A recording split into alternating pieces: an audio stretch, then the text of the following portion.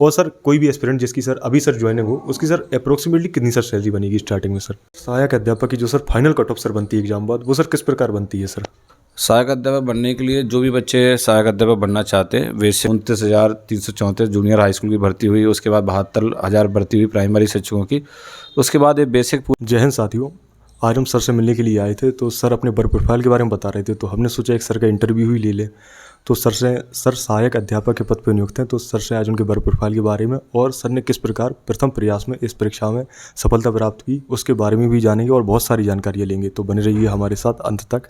तो सबसे पहले हम सर को धन्यवाद करना चाहेंगे कि सर ने आज अपना कीमती समय दिया। और सर हमारे दर्शक हैं वो सर आपका परिचय जानना चाहते हैं, सर अपना परिचय दे दीजिए सर। जी, मेरा नाम लोकेश पाल है और मैं सहायक अध्यापक के तौर पर उच्च प्राथमिक विद्यालय नैनावली जागीर ब्लॉक रामपुरा जनपद जालौन में तैनात हूँ और मैं गणित विषय का अध्यापक हूँ। सर आपने किस वर्ष सर परीक्षा दी थी सर? मेरा जो सहायक अध्यापक बनने के लिए मैंने बीएड किया था 2013 में, और 2013 में ही वैकेंसी आई थी गणित विज्ञान जूनियर हाई स्कूल के लिए। उसी समय मैंने सीटेट किया और उसी समय मैंने आवेदन कर दिया और कोर्ट कचहरी थोड़ा 2 साल चलता रहा। 2015 में मुझे नियुक्ति मिल गई थी सहायक अध्यापक। जी। अब हम सर से जानना चाहते हैं सर, सहायक अध्यापक के बनने के लिए सर जो मिनिमम सर शैक्षिक योग्यता सर क्या होती है सर? सहायक अध्यापक बनने के लिए जो भी बच्चे सहायक अध्यापक बनना चाहते हैं बेसिक में प्राइमरी में, तो उन्हें या तो BLED या DLED या BEd ये उनके वो करना होगा। उसके बाद उन्हें स्टेट का टेट या सेंट्रल टेट निकालना होता है। उसके बाद जो गवर्नमेंट है वो एक परीक्षा कराती है जिसे हम सुपर टेट के नाम से जानते हैं अभी वर्तमान में, तो उसको क्वालिफाई करना होता है। उसके बाद जो है बच्चा एक टीचर बनने के योग्य हो जाता है। सर टेट और सर सीटेट में अंतर क्या होता है सर? टेट बेसिकली हमारा स्टेट का होता है, राज्य का होता है, और हर राज्य अपना अपना टेट कराती है, इसलिए हमारा यूपी टेट होता है। और एक सीटेट होता है जिसे सेंट्रल के नाम से जानते हैं, ये केंद्र सरकार कराती है। ठीक है। टेट बेसिकली हमारा एलिजिबिलिटी टेस्ट होता है।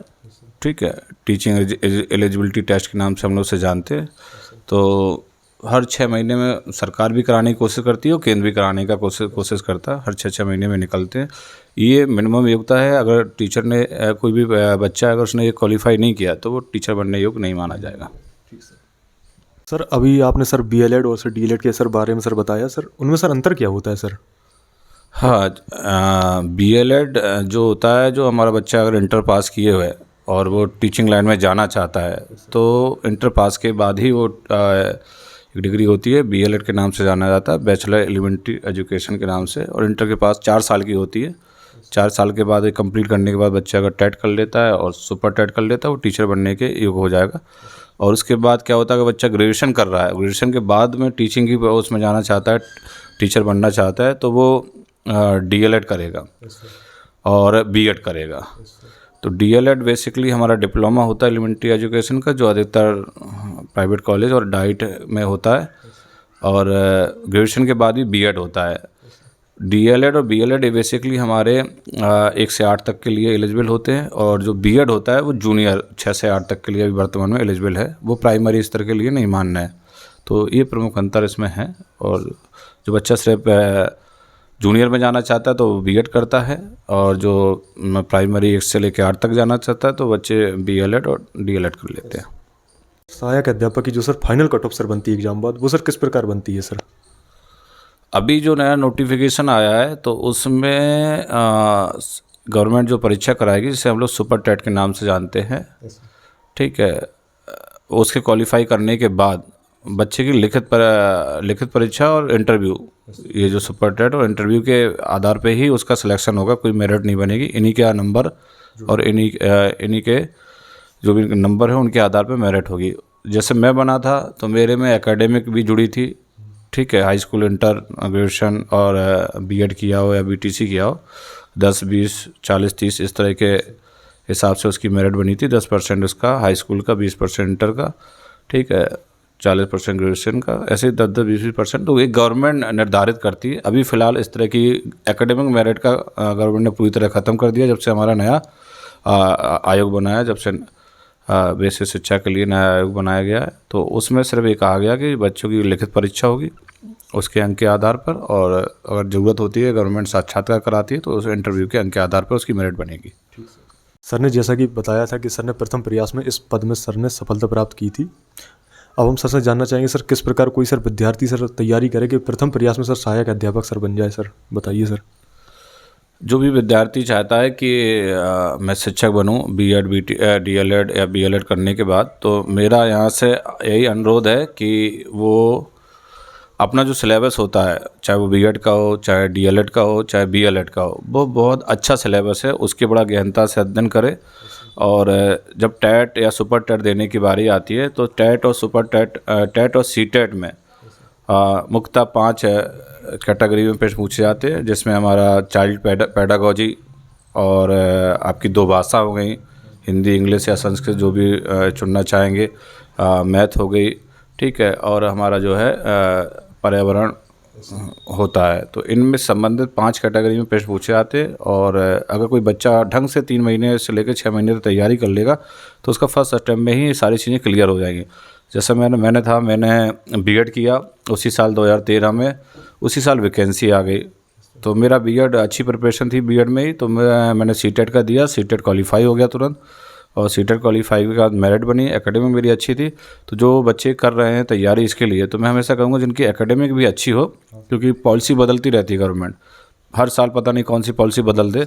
तो जिन बच्चों की एकेडमिक अच्छी है और वो रुचि रखते हैं शिक्षा के क्षेत्र में, पढ़ाने के क्षेत्र में, तो उन बच्चों को आगे आना चाहिए, उनका बेहतर यहाँ पे करियर बनेगा। सर ने जैसा कि सर ने बताया कि प्रथम प्रयास में भी आप सफलता प्राप्त कर सकते हैं, बस मेहनत करते रहिए आप। जब भी एस्पिरेंट किसी पद की तैयारी करते हैं तो उनके मन में एक सवाल ज़रूर आता है कि इस पद पर जाने के बाद हमें क्या क्या कार्य करने पड़ेंगे। तो सर एक सहायक अध्यापक के रूप में आपको क्या क्या कार्य करने पड़ते हैं सर? ये आपका बहुत अच्छा प्रश्न है। मैं जब सहायक अध्यापक के पद पर जॉइनिंग लेने गया, तो एक सहायक अध्यापक हूँ, तो वहाँ पे आपको हो सकता है बेसिक में आपको हेडमास्टर मिल जाए, सहयोगी मिल जाए, नहीं तो आपको पढ़ाने के साथ साथ उस विद्यालय का मैनेजमेंट भी देखना होता है, क्योंकि अभी स्टाफ की कमी हो जाती है। क्योंकि जिस विद्यालय में आप जा रहे हैं अगर वहाँ स्टाफ की कमी है तो आपको हेड टीचर की भूमिका भी निभानी पड़ती है।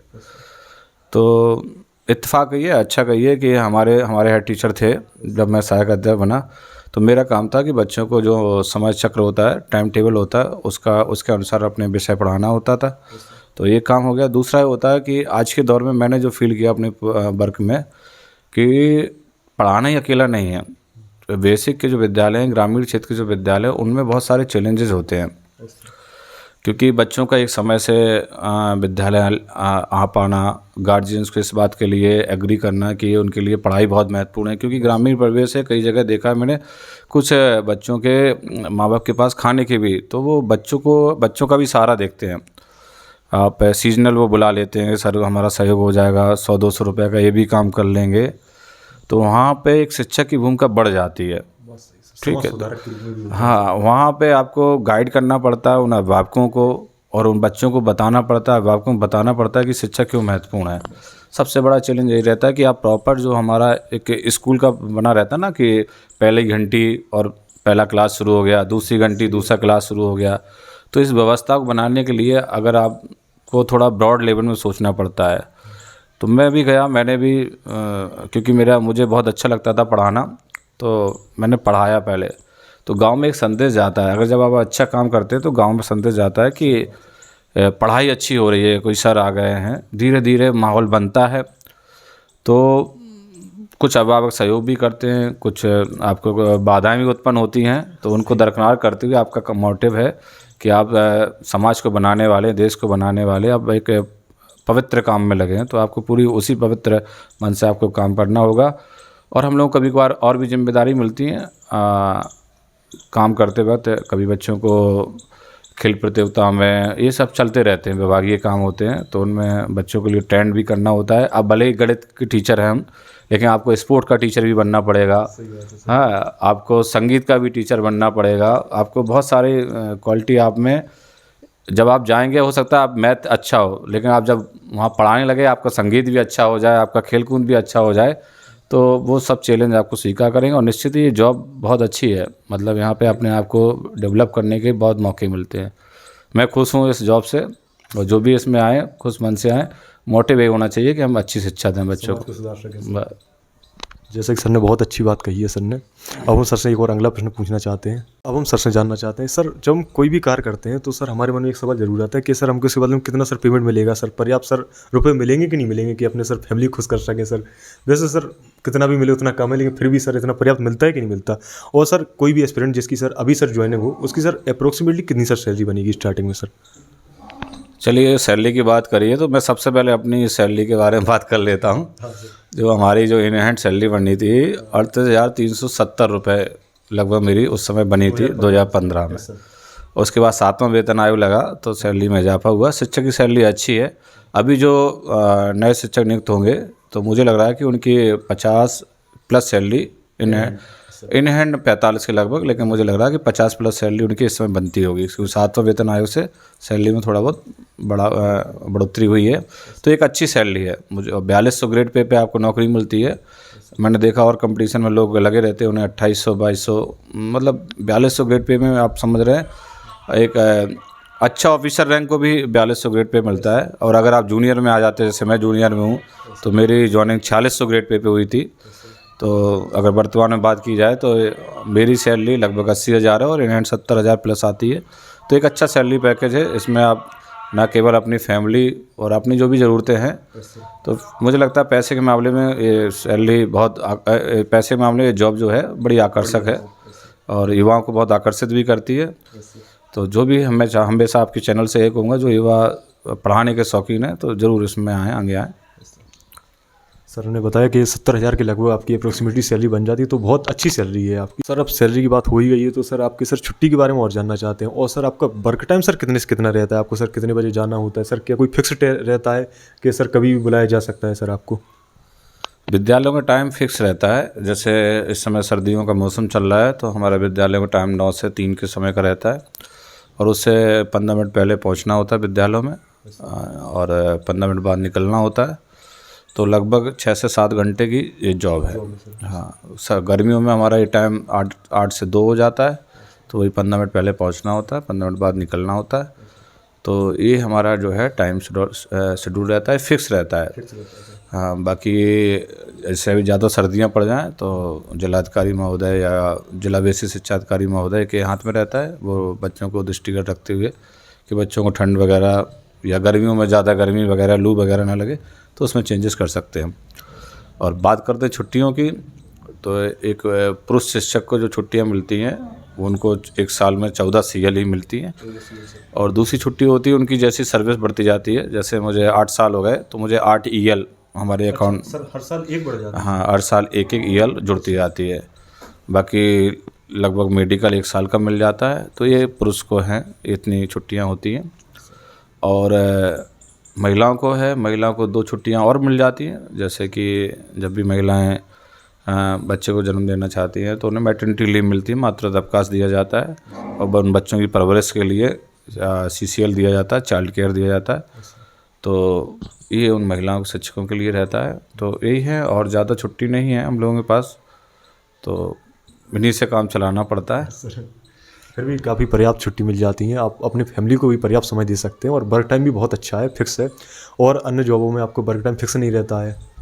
तो सबसे सर से अगला प्रश्न पूछना चाहते हैं कि सर कहाँ तक सर आपका प्रमोशन हो सकता है सर, किस मैक्सिमम पोस्ट तक सर? जैसे आप सहायक अध्यापक के रूप में सर ज्वाइन किया, और सर आगे की सर पढ़ाई सर किस प्रकार सर की जा सकती है सर? जब भी कोई विद्यार्थी सहायक अध्यापक बनता है हमारा प्राइमरी सेक्शन में, ठीक है, 1 से 5 में सहायक अध्यापक बना, तो वो जूनियर का हेड तक वहाँ प्रमोशन ले सकता है। जो हमारे नियमावली में है 3 साल के बाद प्रमोशन का प्रावधान रहता है, लेकिन जो गवर्नमेंट की पॉलिसी के अकॉर्डिंग चलता है प्रमोशन, जब उन्हें लगता है तो या उनकी पॉलिसी जब बन जाती है प्रमोशन की, तो प्रमोशन दे देते हैं। तो जो भी है बड़ा है, कम से कम 3 प्रमोशन मिलते हैं। जैसे आप प्राइमरी के सहायक हुए, उसके बाद प्राइमरी के हेड या जूनियर के सहायक हो जाएंगे, ठीक है, उसके बाद जूनियर के हेड बन जाएंगे। और आगे पॉलिसी अगर कोई चेंज होती है, उससे पहले इन शिक्षकों में से ही खंड शिक्षा अधिकारी बनते थे। 50% सीटें खंड शिक्षा अधिकारियों पे होती थी, लेकिन वो अब व्यवस्था ख़त्म कर दी गई। अब आपको जूनियर हेड तक ही प्रमोशन मिल सकते हैं। ये चीज़ें हैं प्रमोशन। बाकी और कोई अच्छा है पढ़ने में तो बहुत सारी पॉलिसी चलती हैं गवर्नमेंट में, तो आप अच्छे प्रशिक्षण, अच्छे ट्रेनिंग से लेके आप विदेश भी घूम सकते हैं।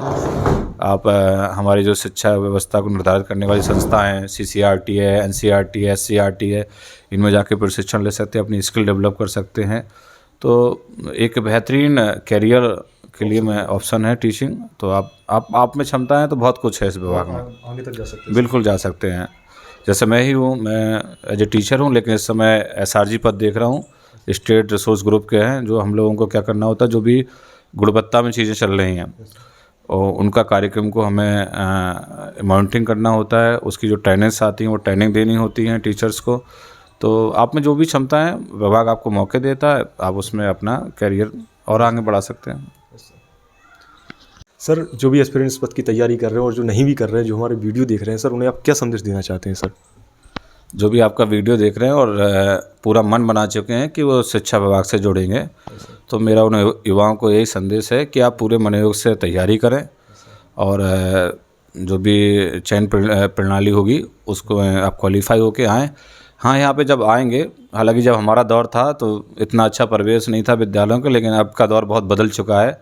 अब हर विद्यालय में टाइल्स मिलेंगे, आपको पंखे मिलेंगे, स्मार्ट क्लास के लिए आपको टीवी मिलेंगी। अधिकतर इन विद्यालयों में सुविधाएं हो गई, तो आपको अच्छे विद्यालय मिलेंगे। और उसमें आपको यही करना है कि जो भी चैलेंज आते हैं, क्योंकि जब ग्रामीण परिवेश से आप जुड़ेंगे, एक शहरी परिवेश से का माहौल अलग होता है और हमारे बेसिक में अधिकतर ग्रामीण परिवेश के विद्यालय हैं। तो वहाँ पे आप सिर्फ ये पढ़ाने के मकसद से नहीं आए, आप ओवरऑल आपका भी डेवलपमेंट होगा और अगर आप करेंगे तो उस विद्यालय का भी ओवरऑल डेवलपमेंट कर पाएंगे। आपको डॉक्टर भी बनना होगा, आपको एक मैनेजर भी बनना होगा, ठीक है, आपको एक मतलब समाज सेवी बनना होगा। हाँ, तो आपको हर तरह के रोल प्ले करना होगा। आपको ओवरऑल ये फोकस करना है कि उस विद्यालय में कदम रखने वाला जो बच्चा है उसका हित कहीं प्रभावित ना हो, उसकी शिक्षा कहीं नहीं प्रभावित हो। तो आपको उस बच्चे की शिक्षा के लिए जो भी चीज़ें सहायक होती हैं, चाहे उसके अभिभावक हों, चाहे वो विद्यालय कैंपस हो, चाहे आपके सहयोगी हों।